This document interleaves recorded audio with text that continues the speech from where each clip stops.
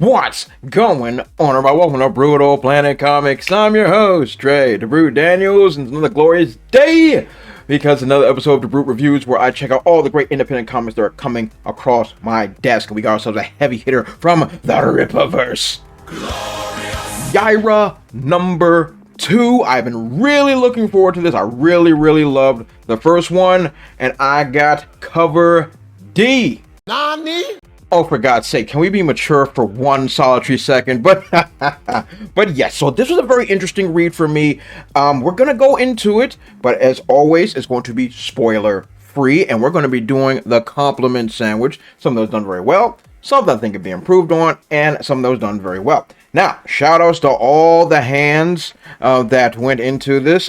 Obviously, Jen and Sylvia Saska, Deborah Carita, I hope I'm saying your name right, who was the artist, Thiago Gomes and 137 Studio were the inkers, and Jay Brown were the colorists. Hopefully I've said all your names correctly, and all the other great folks at the Rippaverse that made this comic happen. Let's get into this. So let me be as clear as I possibly can. I am a sucker for psychological disembowelment. It's just damn right disgusting. No, hear me out. Look, I love it when my hero is dealing with the consequences of either their past or the actions that they've done, and there are things that are coming from behind it. Now, in our case, Yaira is dealing with a psychological breakdown on several levels in regarding to the loss of her family, and all the other failures are just, kind of piling up. And it's a bit of an aftermath of what happened in the first book, so I'm glad that these type of things are being called back.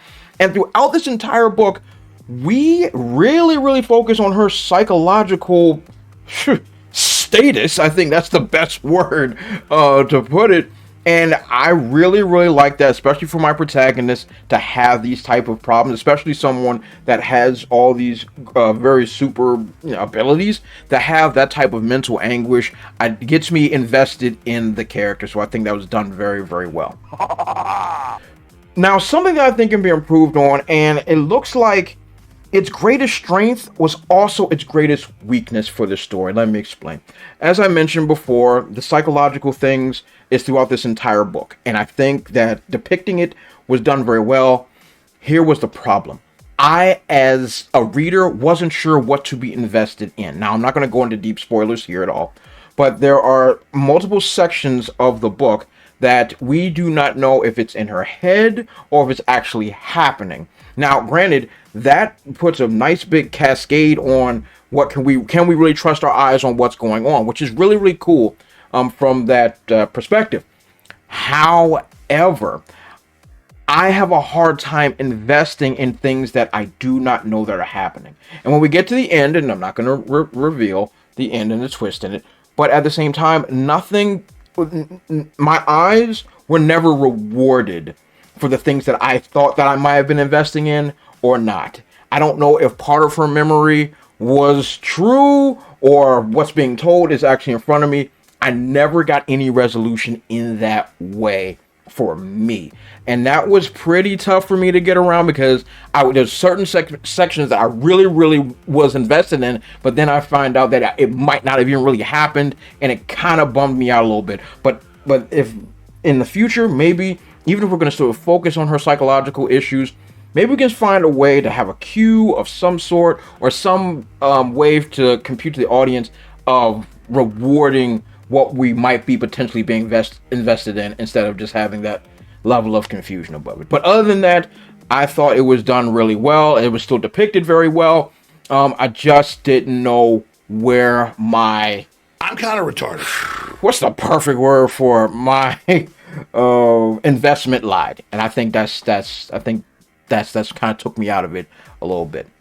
Okay, go. Now, another thing that was done very well, this version of Atlantis that's done in this is unique and very cool, and especially the version of of Neptune.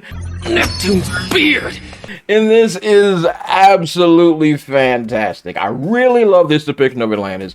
It's much darker, it's much grittier. It's definitely up the Saskia sisters' aisle when it comes to that type of horror style things. And they really use their talents on that aspect of the writing of this type of these characters that's being featured in the deep depths of the ocean. And that was done very well. Even the side characters that were involved in, we still got a little bit of a backstory for why they're there, so we can kind of get caught up on these characters before they go into this big exploration, which I love exploration in my comics, and they do an excellent job in doing that exploration of Atlantis and the things that they find there. Excellent job. They did a very good job on that. So now that we got all that great stuff, what score do I give Yaira number 2? Drum roll, please. We got ourselves an 8 out of 10. Yes, despite the issues I might have had with this book, I still really enjoyed it a lot.